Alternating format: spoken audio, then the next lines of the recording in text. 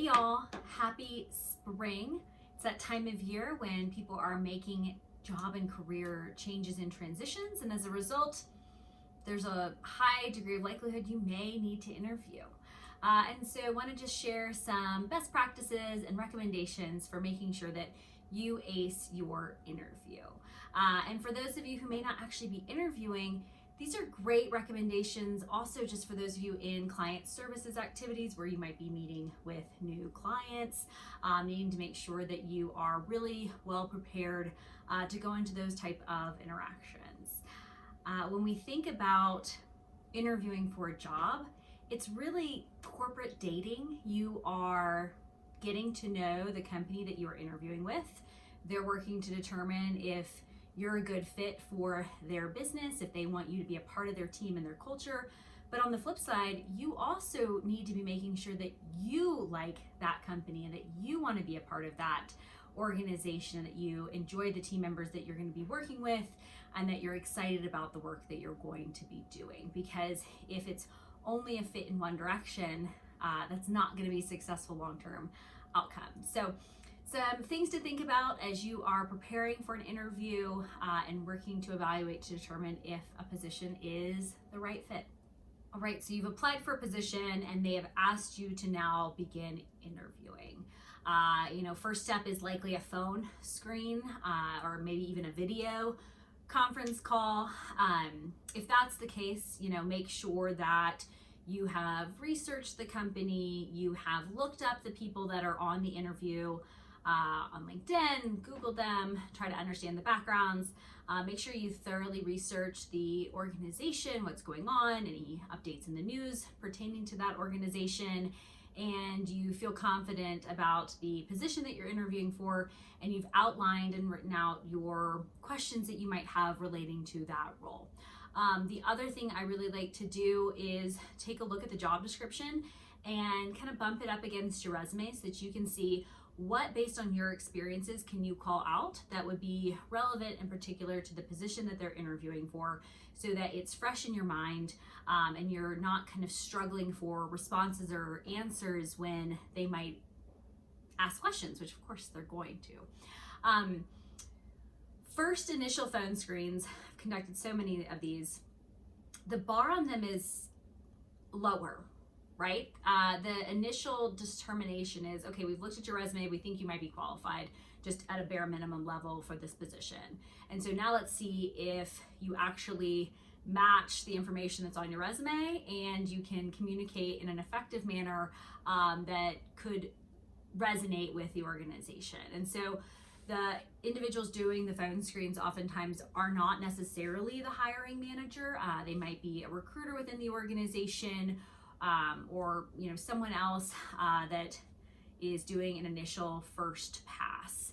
And that individual's job is really to validate that, yes, you've done these activities, you can speak intelligently and coherently, you can represent yourself well, and you are excited about the position, and you've got really good questions which are intriguing to that individual who is doing the interview to make them think, okay, we want to learn more about this person. We want to pass them off to the hiring manager, to the team that they're going to be a part of, so that they can continue through our process.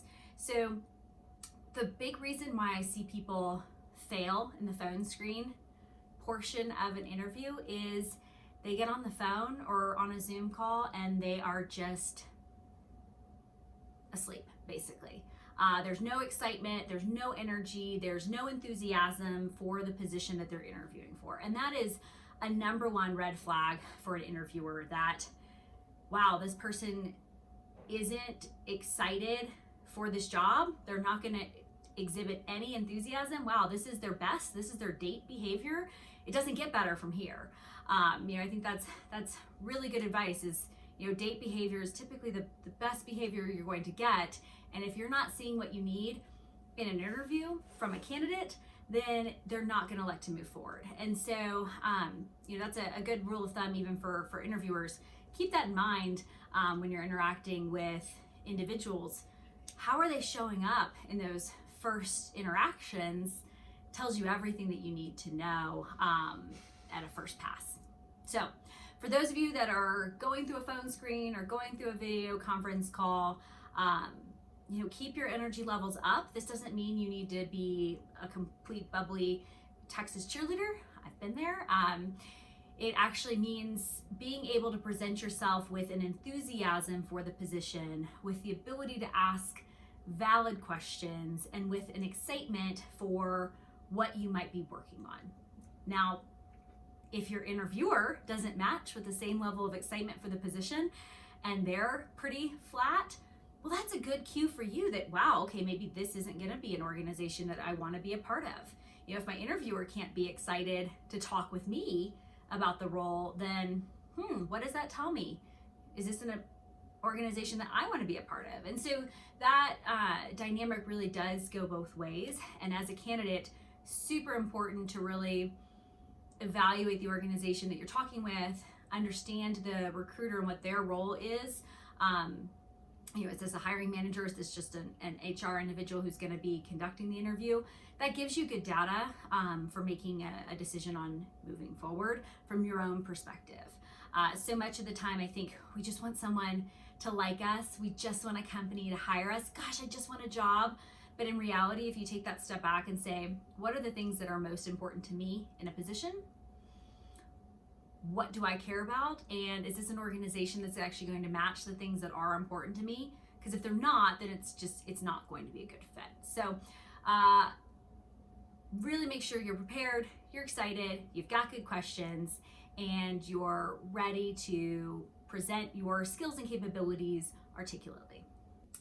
All right, congratulations. You've made it through the initial phone screen or video meeting, and the organization you're interviewing with is looking forward to having you join them in person. That's a good thing, because when you're interviewing candidates, you're likely talking with a lot of individuals, and you're working to refine the candidate pool down to really your top candidates. And for specific positions, organizations don't want to attribute and put forth all of their leadership's time to conduct interviews. They really only want to do that for candidates that they think are a high degree of conversion, who they think would be a great fit, who they would like to interact with, because it's expensive for them to dedicate the time necessary to have their leadership actually participate in interviews. So if you've made it to this round, congratulations. That's a great place to be.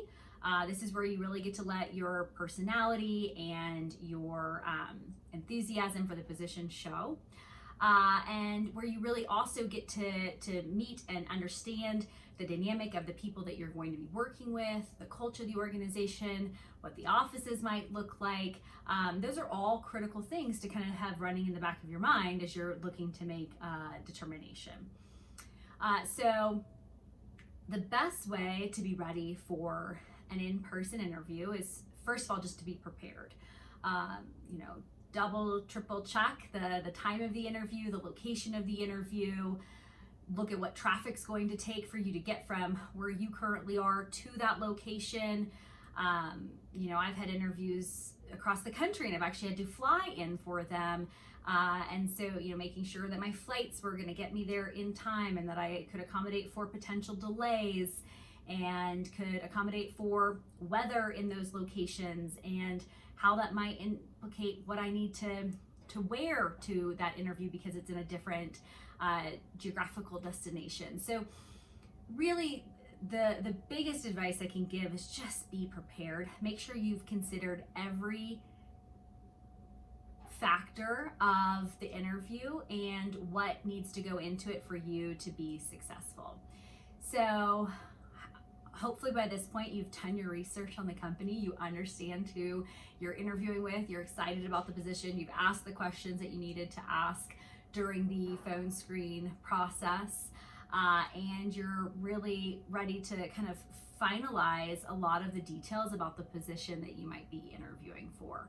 I do think it's really valuable to spend time outlining exactly what is most important to you in a role, and to formulate your questions around how that organization would enable what's most important to you.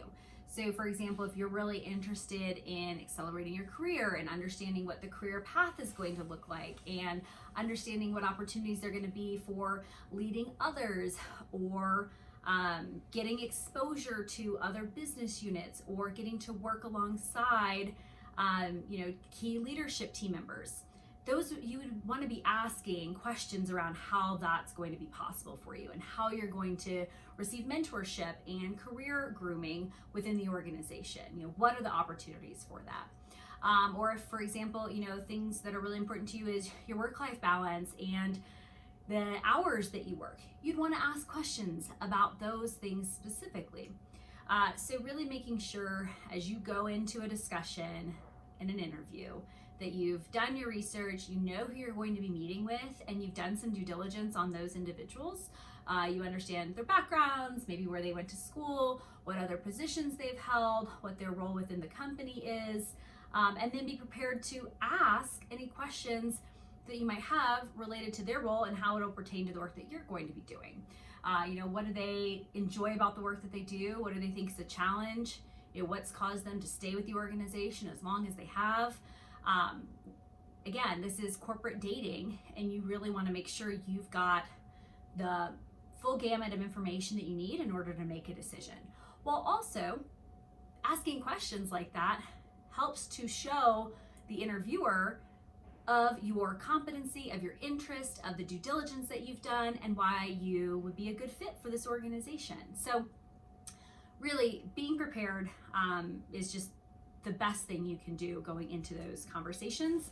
That can really alleviate so many challenges that people face in an interview. I can't tell you how many potential prospective individuals come in to interview and they just didn't do their due diligence. They just didn't prepare. They didn't show the attention to detail and the interest that I would anticipate from someone who wants a position.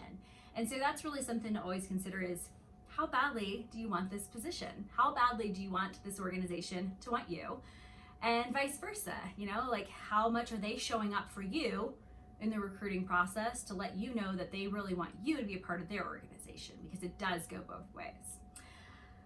All right, so if you're well prepared, you've done your due diligence, you've done your research, now it's time for some of the finer points in getting ready for your interview.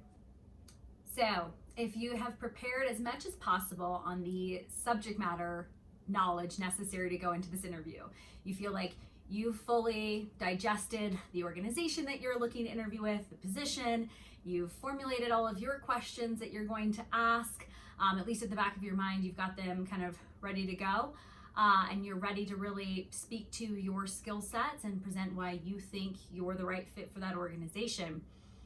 Now let's make sure you are ready to go from a presentation perspective. So, the world we live in is a visual one, and as a result, making sure that you represent yourself in a way that speaks to how you want to be perceived, it's critical.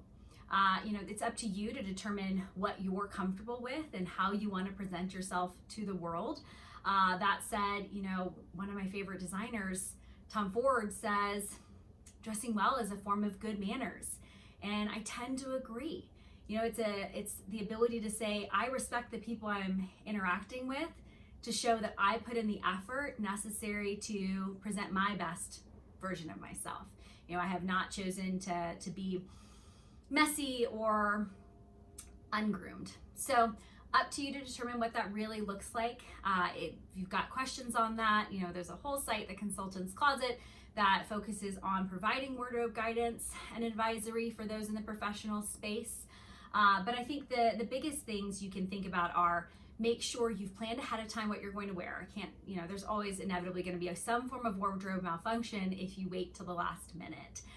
If you're going to be wearing a skirt, and making sure you've got hosiery on, making sure you've got a fresh pair so that, or two in case one gets a run in it, right? That's always fun to run out to CVS on your way to an interview to grab a new pair. No, it's not. Or if you, haven't worn your work clothes in a while and you don't really know if they actually still fit, whether you've gone up or down on the scale, making sure that you've tried on what you're going to wear ahead of time and that it fits, that it is ironed and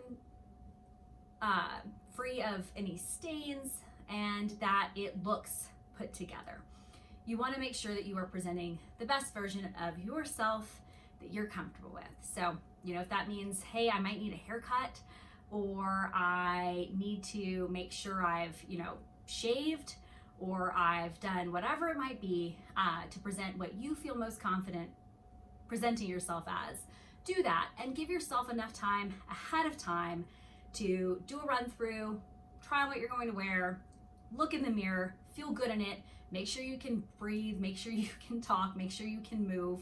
Inevitably there's always the shirt that has buttons that just doesn't move as you would want it to in an interview, or something that ends up being lower than you thought it was going to be, or a skirt that has a split that is a little bit higher than you thought it was going to be, or shoes that you realize, gosh, I haven't walked in heels in 2 years, thanks COVID, and as a result, you've forgotten how. So just do a run through, make sure you feel good about what you're going to wear, and then morning of, give yourself enough time to be dressed, to be calm, and to get there in a manner that allows you to stay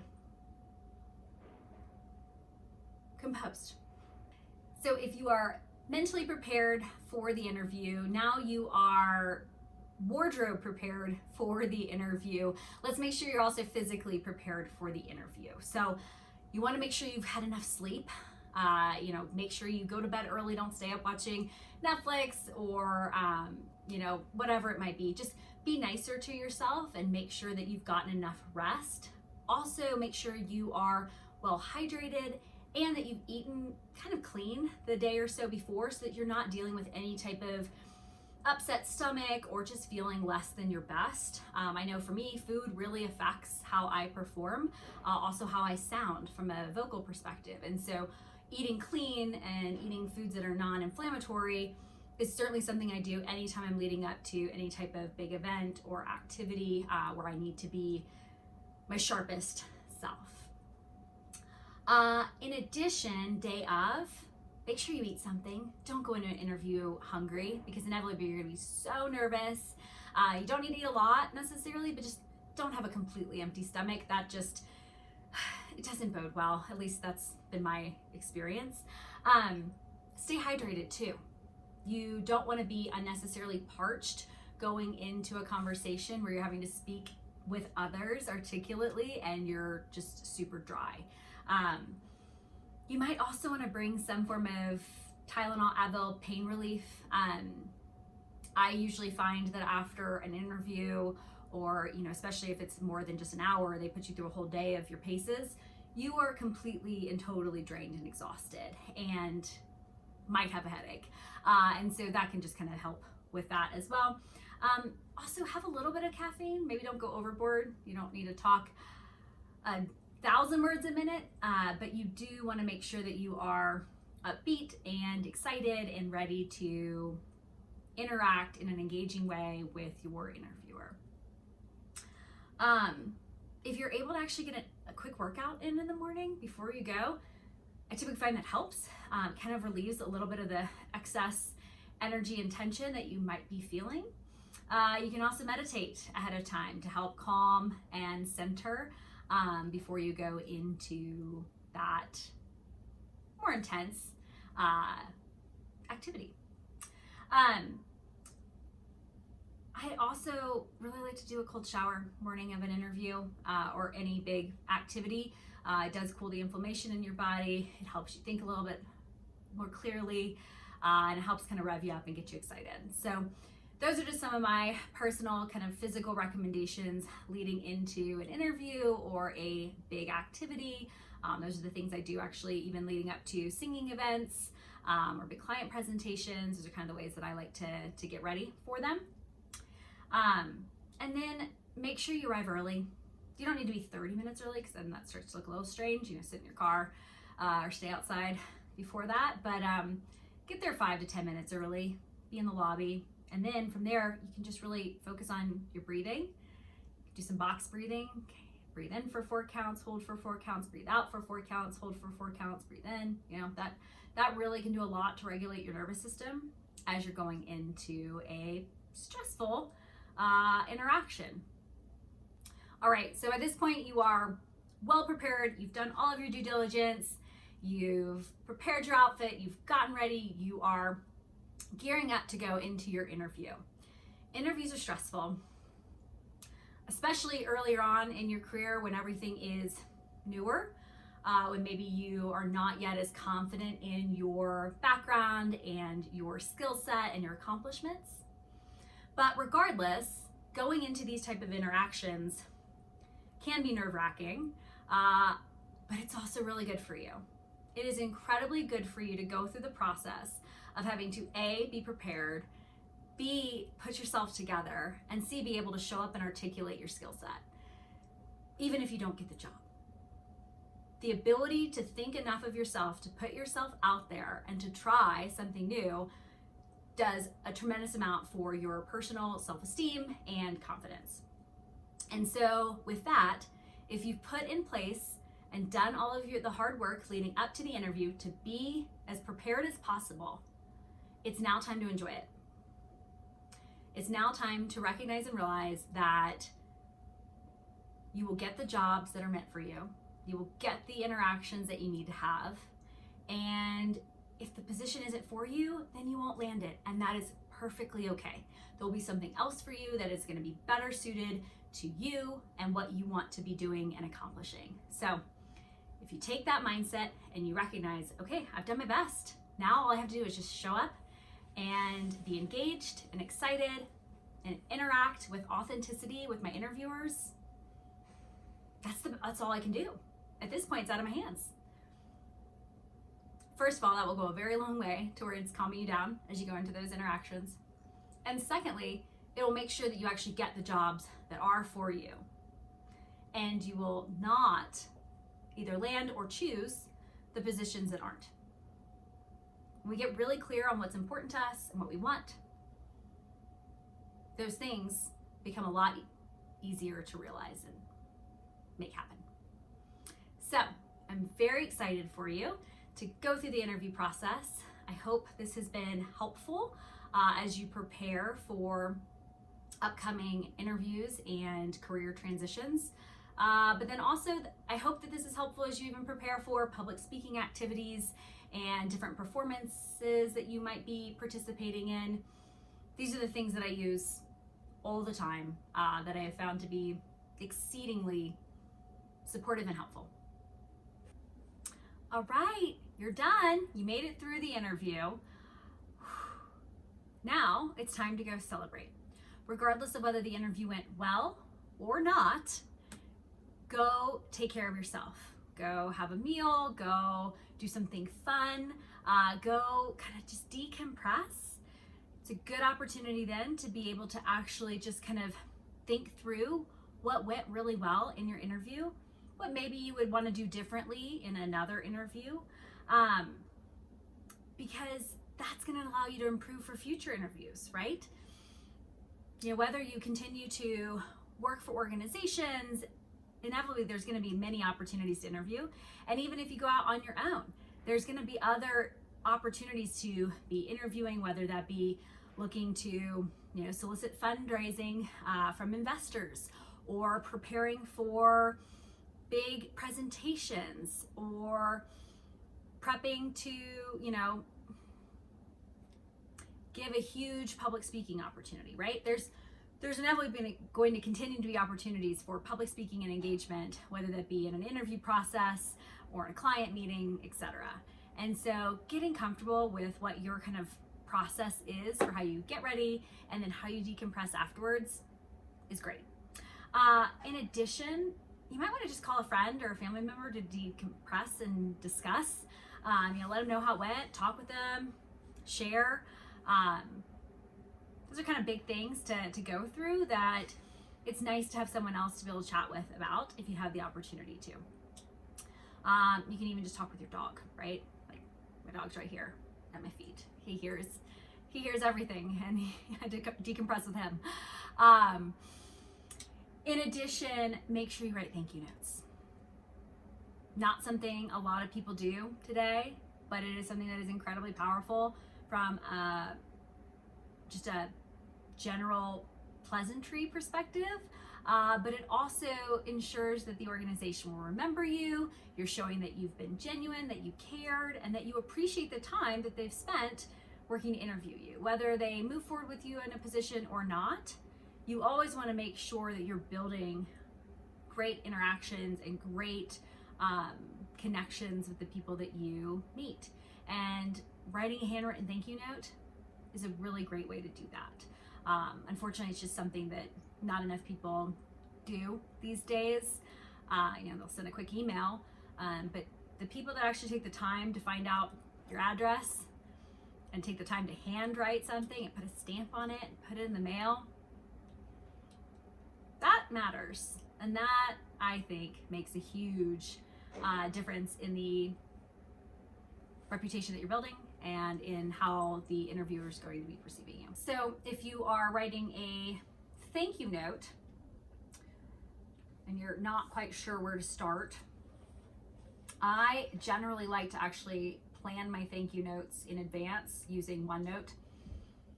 I'll type them out. I'll think through what I want to say, how I want to convey it. And then once I've gotten confident with that, I've also spell checked it, like what I'm going to say, then I will actually write it out on a card. Because between my handwriting not being great, my spelling being all right, and my thought processes changing as I'm writing, that just equates to me having to throw away too many thank you notes and having to spend too much time rewriting. So I like to plan them in advance, write them all out, get comfortable with what I'm going to say, and then I can write it through once. In addition, with your return address, if you move around a lot, just get a sticker. Don't worry about having it embossed on your envelopes because you don't want to have to throw away envelopes if you have moved and that's no longer your address. So yeah, I think it's a wonderful practice to add to your repertoire of tools that you use to interact and to network with others authentically. So those are my recommendations for how to interview successfully, and then how to kind of pull yourself together as you are ready to go into the next one. Because, while you might have one really great successful interview and that goes well and that's it, interviewing with multiple companies for multiple different opportunities allows you the greatest ability to see what might be a good fit for you. Again, this is corporate dating. Are you really going to fall in love with the first company that you meet? Maybe. But the chances are you're going to have to interview several.